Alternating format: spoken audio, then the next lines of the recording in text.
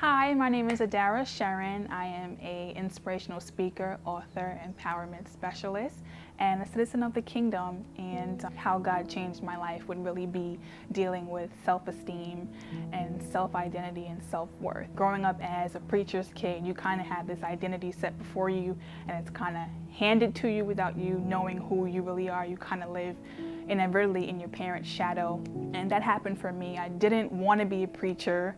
I didn't want to be a pastor. I just wanted to be a regular girl. Preachers' kids are often sheltered, often grow up with a lifestyle different than most kids. They're kind of protected and shielded from certain things. And so I felt as a child, as a teen, that I was missing out. And that often led me into the wrong circles, hanging with the wrong crowds, being in places I really didn't need it to be.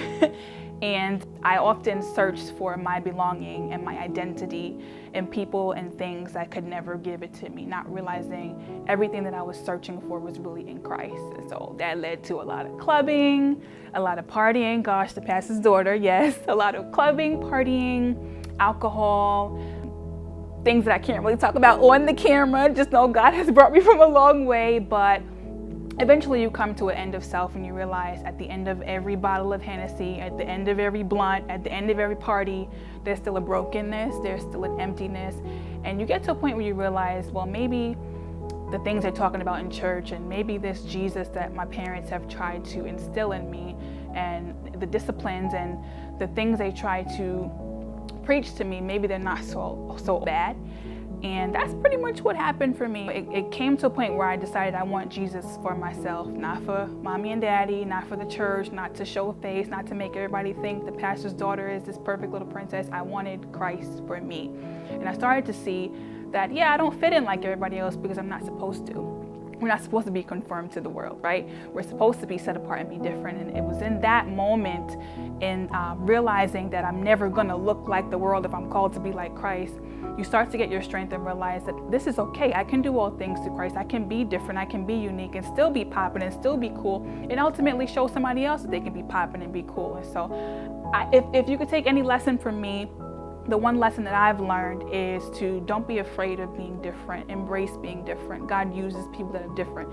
Throughout the Bible, He's used people who are way different. And if anything, let your light shine so someone else sees that. And so God changed my thinking about myself, about my self-esteem, about how I view myself, how I let people view me, and I'm not afraid of how people view me now. Whether you like me or not, I'm still going to be fly and still going to serve Jesus. And so if I could give any encouragement, it would be embrace who you are. Don't be afraid of who you are. Don't be afraid to go through changes and metamorphosis. Change is good. As you mature in Christ, as you grow in Christ, your circles will change, and don't be afraid of that.